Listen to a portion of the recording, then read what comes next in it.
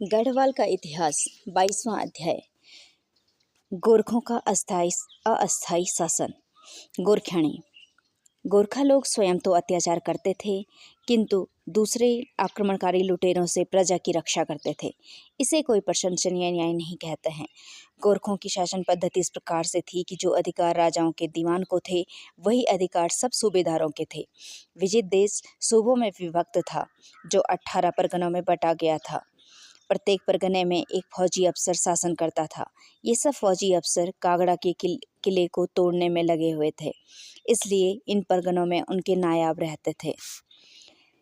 उनका नियम सरसरी तौर पर न्याय करने का था। वे सब फौजी अफसर, उनके जिम्मे परगनों का काम था। उन परगनों की आय से सेना की वेतन देते थे और दीवानी फौजदारी अभियोगों का निर्णय करते थे। यदि अभियोग बड़ा होता तो सूबे का बड़ा फौजी अफसर या उसका प्रतिनिधि फैसला करता, किंतु प्राय यह फौजी अफसर अपने अतिरिक्त किसी को भी यह अधिकार दे सकते थे, जिनको बेचारी कहते थे। वे कुल मुकदमात पर फीस इत्यादि लगाते थे और मुकदमात सरसरी तौर पर ही करते थे। जब कोई कठिन मामला आ जाता तो उससे एक निपटारा एक अद्भुत ढंग से किया जाता था, अर्थात रुपया उछालकर उसके चितपट पड़ने पर।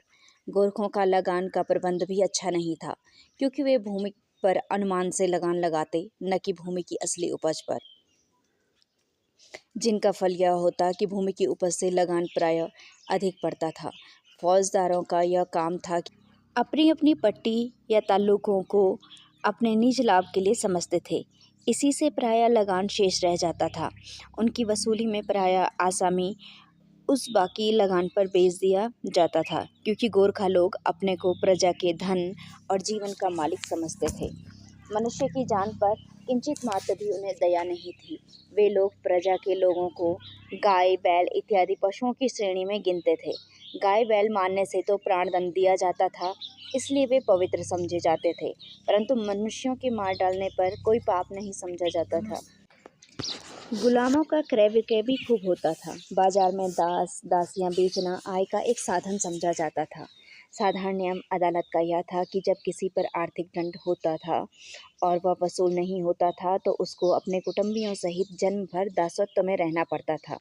इसके अतिरिक्त माता पिता भी अपने बच्चों को बेच डालते थे और चाचा ताऊ, माता पिता, भाई बहन, भतीजों और भतीजियों को भी बेच डालते थे, या बड़ा भाई अपने छोटे भाई या बहन को बेच डालता था। इस प्रकार क्रय विक्रय होता था। दासों के बेचने का सत्व केवल एक शक्ति द्वारा प्राप्त होता था। जिसको अधिक शक्ति होती थी, वह बिना रोक टोक गरीबों को बेच सकता था। फ्रेजर का अनुमान है कि गोरखों के इस थोड़े से ही शासन काल में लगभग 2 लाख दास दासियां बनाकर नीलाम के तौर पर बेचे गए। परंतु प्रजा की बदनीयती, अर्थात वे लोग जो स्वयं अपने बच्चों को बेचना पसंद करते थे, जिस पर ध्यान दिया जाए तो फ्रेजर का अनुमान अधिक नहीं, अर्थात बेचे अवश्य गए हैं, परंतु इस संख्या में एक बड़ा भाग स्वयं माता पिता द्वारा बेचा गया। हरिद्वार में हरि जी की पौड़ियों के पास ब्रिटिश पुलिस की चौकी के निकट गोरखों की चौकी थी, जहां वह अभागे दास 3 वर्ष से 30 वर्ष की आयु के प्रतिवर्ष लाए जाते थे और आमतौर पर मेले के दिनों में बेच दिए जाते थे। प्रत्येक दास का मूल्य 10 रुपये से लेकर 150 रुपये तक होता था। सहस्रों गढ़वाली स्त्री पुरुष बच्चे नेपाल भेजे गए। नेपाल के इतिहास से पता चलता है कि नेपाल के निवासियों में एक पृथक जाति है, जो गढ़वाली कही जाती है। अब नेपाल सरकार का प्रजासत्व प्राप्त कर चुकी है।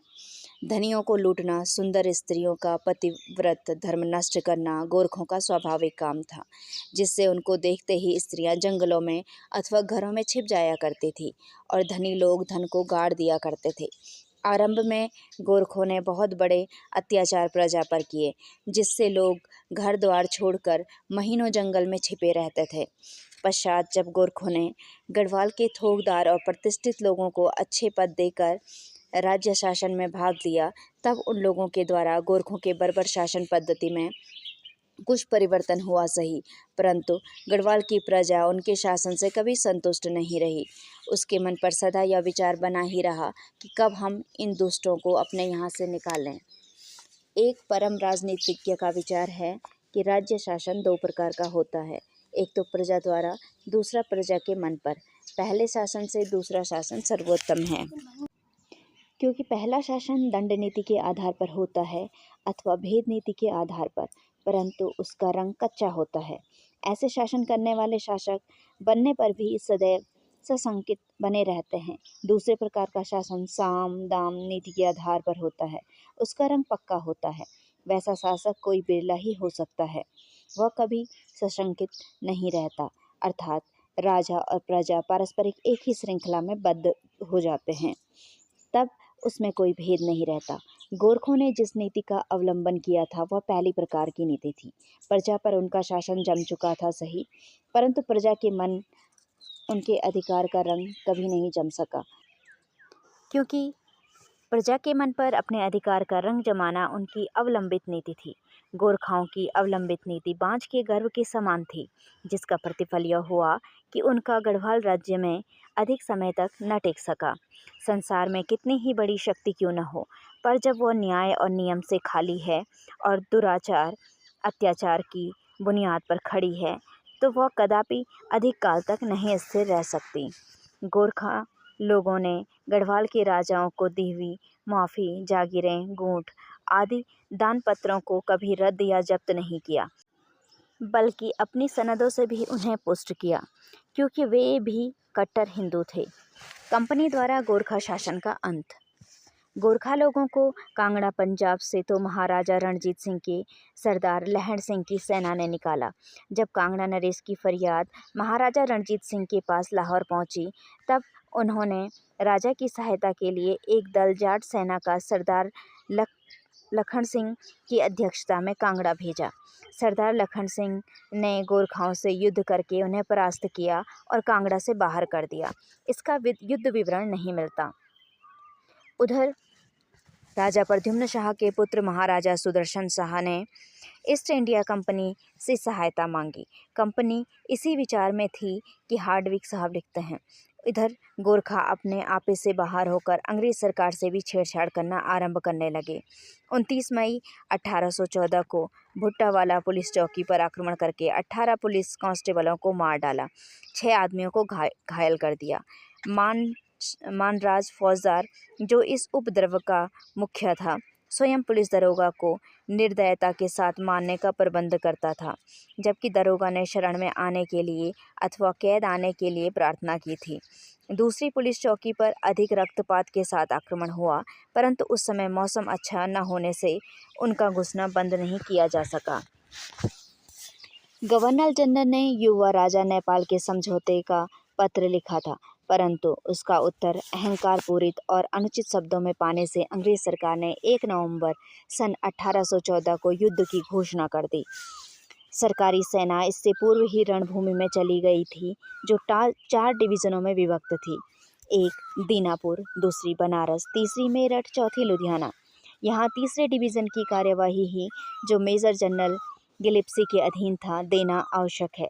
इस डिवीज़न में सेना इस प्रकार से थी: तोपखाने में 247 आदमी, घुड़सवार 53वें रेजिमेंट वाले 7,885 आदमी, देसी पैदल सैनिक 7वीं पलटन 2,348 आदमी, अगवे सिपाही 133 आदमी, कुल 3,513 आदमी। 2 तोप 12 पाउंड की, 8 तोप 6 पाउंड वाली, 4 तोप और हॉकिट जुर्सी। इसका पहला काम शिवालिक से घुसकर देहरादून को हस्तगत करने का था। दूसरा काम, जैसा कि मौका लगे, अमर सिंह थापा की सेना से, जिसके हाथ में श्रीनगर था, या उसके लड़के रणजोड़ सिंह से, जो कि नाहन में कमांड करता था, लड़ने का था। चौथे डिवीज़न को जनरल ऑक्टरलोनी के अधीन में था, सहायता दे सके। इस बीच मिस्टर म्युटकाफ और जो दिल्ली का रेजिडेंट था, आज्ञा हुई कि महाराजा सुदर्शन शाह से बातचीत करें। उन दिनों वे हरिद्वार में थे। उसने अपने असिस्टेंट मिस्टर फ्रीज़र को इस कार्य के लिए नियत किया, जो हरिद्वार गया था और महाराज सुदर्शन शाह से मिला। वह तीसरे डिवीज़न के साथ, जो 14 अक्टूबर को लेफ्टिनेंट कर्नल माबी की अधीनता में कूच कर रहा था रवाना हो गया। 19 तारीख को लेफ्टिनेंट कर्नल कारपेंटर 17वीं पलटन और मैं 2 कंपनी के साथ, जो लेफ्टिनेंट यंग के अधीन थी, तिमली घाटी की ओर रवाना हुए और दूसरे दिन घाटी में पहुंच गए। कर्नल नोबी दूसरे कॉलम के साथ खेरी जमींदारों की सहायता से मोहंड घाटी के मार्ग टटोलने लगे। बहादुर सिंह का पुत्र राणा जीवन सिंह आक्रमण करने वाली सेना के साथ आ मिला, इस आशा पर कि शिवालिक के दूसरी तरफ जो उसके कब्जे में भूमि थी उसको मिल जावे। दोनों सेना नायक देहरादून में 24 अक्टूबर को मिले। शत्रु की मुट्ठी भर मनुष्यों ने, जिनका सेनापति बलभद्र सिंह अमर सिंह का भतीजा था, एक शीघ्र ही बनाए हुए साधारण से किले में अड्डा जमा रखा था। वह स्थान सबसे ऊंचा था और हिमालय पर्वत की एक शाखा पर दून की घाटी में था। यह राजपुर के दक्षिण पूर्व की ओर में था, जिसको नालागढ़ी कहते हैं। देहरादून से यह स्थान लगभग 3 मील उत्तर पूर्व की ओर था। यह पहाड़ी बड़ी उत्कंठ थी, केवल दक्षिण की ओर जंगल था। भारतवर्ष के इतिहास में यह स्थान कालिंगा नाम से प्रसिद्ध है, परंतु अन्य लोग इसे नाला पानी कहते हैं। यह किला मिट्टी, पत्थर और बड़े मोटे पेड़ों को काटकर उनके धड़ों से बनाया गया था। अभी वह बन ही रहा था कि 24 अक्टूबर की रात को बलभद्र ने कर्नल मोबी की शरण में आ जाने के निमित्त एक लिखा हुआ संदेश पाया। उसने इसे फाड़ दिया और कहला भेजा कि कर्नल साहब उसे शीघ्र ही देखेंगे। इस बर्ताव से अंग्रेजों के कैंप में बड़ा आश्चर्य माना गया, क्योंकि दून में इस प्रकार संग्राम की और सामना होने की उनको आशा नहीं थी। इस कारण जनरल गिलिप्सी ने वहां आना आवश्यकीय नहीं समझा था। दूसरे दिन कर्नल मोबी ने उस स्थान को देखा और हाथियों की पीठ पर हल्की तोपों को ले जाकर कुछ गोलियां छोड़ी। किले को घेर कर हस्तगत करने की चेष्टा उचित न समझी गई, इसलिए उसने जनरल साहब के पास इस प्रकार की रिपोर्ट की थी कि 26 तारीख को शेष डिवीज़न के साथ वहां पहुंच जावे। दूसरी बार खूब देखभाल के पश्चात बड़े समारोह के साथ आक्रमण आरंभ हुआ। आरंभकारी किले के सामने 600 गज के अंतर पर चले गए थे। 31 अक्टूबर की प्रातःकाल की 2 तोपें 12 पाउंड वाली, 4.5 5 इंच वाली और 4 6 पाउंड वाली किले को हस्तगत करने वालों को सहायता देने के लिए तैयार थी। उन चारों कॉलमों की संख्या इस प्रकार से थी: 611 अफसर और सैनिक कर्नल कारपेंटर के अधीन थे, 363 अफसर और सैनिक कैप्टन फास्ट के अधीन थे, 541 अफसर और सैनिक मेजर कैली के अधीन थे, 283 अफसर कैप्टन कैम्पबेल के अधीन थे। इनके अतिरिक्त उनके सहायक 939 सैनिक और अफसर मेजर लैडलो के अधीन थे। कुल संख्या 2737 मनुष्यों की थी। तोपों ने अग्निवर्षा आरंभ की, किंतु उसका भी प्रभाव किले पर न पड़ा। यह देख जनरल अपनी उतावली को रोक न सका और उसने सिग्नल गन को छोड़ने के निश्चित समय से पूर्व ही आज्ञा दे दी। दूसरे, तीसरे और चौथे कॉलम के नायक बेकार रहे। पहली और रिजर्व सेना ने 9 बजे प्रातःकाल आगे कूच किया और बड़ी वीरता के साथ यहाँ खंभों की बाढ़ थी, बड़ी आग के बीच पहुंची, जिससे उसके कितने ही सैनिक मारे गए। निदान लेफ्टिनेंट इलिस गोली से मारे गए और उसके साथ ही पास के गांव में जला दिए गए। इसके अगवा लोगों को पीछे हटना पड़ा। आक्रमणकारियों की भी 2 कंपनी 53 वाली इस अवसर पर विद्यमान थी। उनके लौटने पर 3 और कंपनी कैप्टन व्हीलर कोल्टमैन की अधीनता में पहुंच गई। इससे वे 100 और आदमियों से जनरल ने किला लेने का दृढ़ संकल्प कर लिया। 53वें के एक भाग के 6 पाउंड की 2 तोपें बड़ी चढ़ाई के बिल्कुल किले के समीप पहुंची और लकड़ी की बाड़ से 30 गज के अंतर पर चले गए। उनके साथी डर गए थे और एकदम आगे बढ़ने से इनकार कर दिया था। वहाँ यह बिल्कुल हठपूर्वक स्थित रहे। उन्होंने अपने ऊपर गोलियां आने दी और अपने को मरने दिया, जबकि वीर जनरल गिलिप्सी शेष लोगों को आगे बढ़ने की उत्तेजना तलवार से कर रहे थे कि उनकी छाती पर शत्रु की गोली लग गई और वो मर गए। उनका पृष्ठ रक्षक लेफ्टिनेंट बोहरा भी उन्हीं की बगल में मर गया।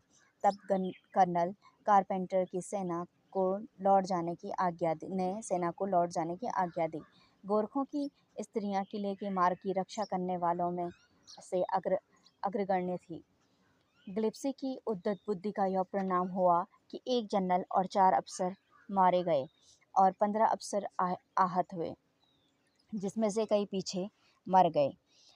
27 नॉन कमिश्नर्ड अफसर और आदमी मारे गए और 213 सैनिक आहत हुए और 100 सैनिकों में से जो आगे बढ़े थे आधे से अधिक मारे गए या आहत हुए। कर्नल मोबी डिवीज़न के सेनापति हुए, जो कि रणभूमि छोड़कर देहरादून को लौट आए और इस अभिप्राय से वहां ठहरे कि सेना दिल्ली से मंगाई जाए। किला तोड़ने की सामग्री 24 नवंबर को पहुंची। दूसरे ही दिन से किला हस्तगत करने की तैयारी आरंभ हुई। आक्रमणकारियों ने निष्फल आक्रमण किया। इससे फिर तुरंत आक्रमण करने की आज्ञा दी गई। आक्रमण किया गया, परंतु फल वही रहा, क्योंकि गोरखाओं ने बड़ी दृढ़ता के साथ इनको रोका। अंत में यह विदित हुआ कि किले में पानी नहीं रहा। तब आक्रमणकारी सेना दृढ़ता से एक पानी के स्रोत के पास गई, वह रोक दी गई। सेना ने दूसरे दिन बंदूकों से फायर करना आरंभ किया, जिससे किले की और किले में स्थित गोरखाओं की बहुत हानि हुई। 30 नवंबर को बलभद्र थापा ने अपने 70 आदमियों की, जो उनके पास 40 आदमियों में से बचे थे, निकालकर किला खाली कर दिया और एक ओर से अपना मार्ग खाली कर दिया। निकट के पर्वत की ओर चला गया।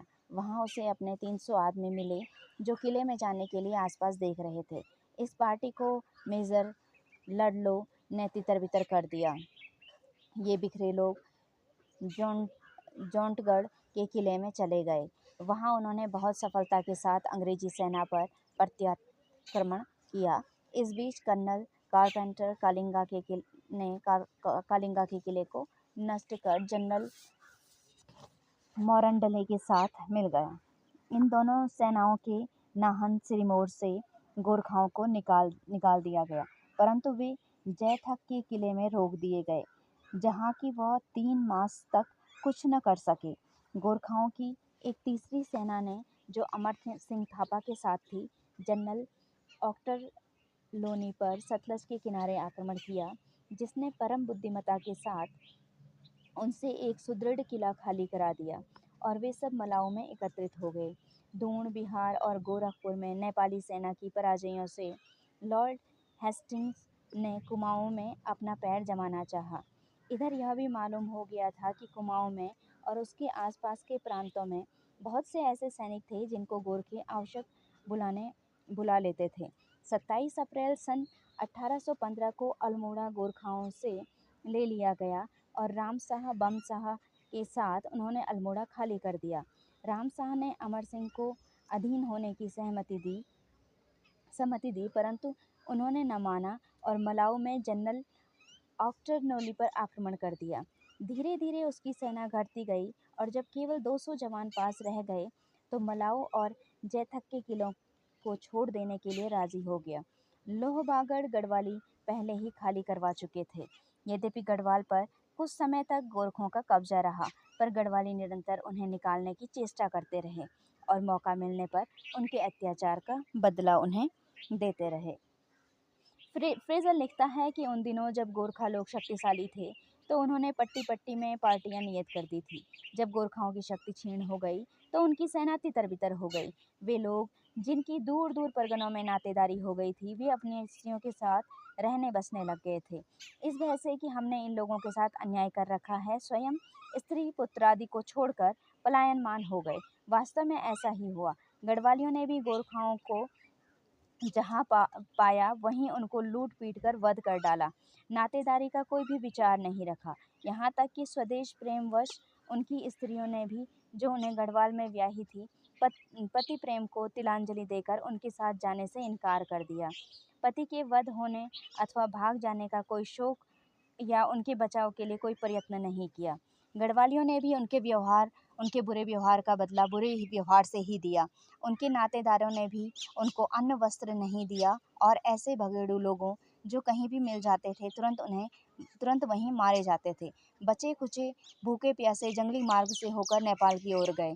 यह कहना अनुचित न होगा कि गोरखाओं की अपेक्षा गढ़वालियों ने शतांश भी बदला नहीं लिया या लेने न पाए। जिन गढ़वालियों ने 11-12 वर्ष अत्याचार सहन किए, उन्होंने केवल 1-2 महीने के अंतर कुछ बदला लिया भी हो तो कितना। उन विवाहित गोरखा लोगों की संतान जो गढ़वाल में छूट गई, वो अब गोरखा जाति के नाम से प्रसिद्ध है और गढ़वाल ने अनेक ग्रामों में साधारण अवस्था में पाई जाती है। इस प्रकार गोरखों का शासन रूपी अंधकार इस गढ़वाल प्रदेश से दूर चला गया।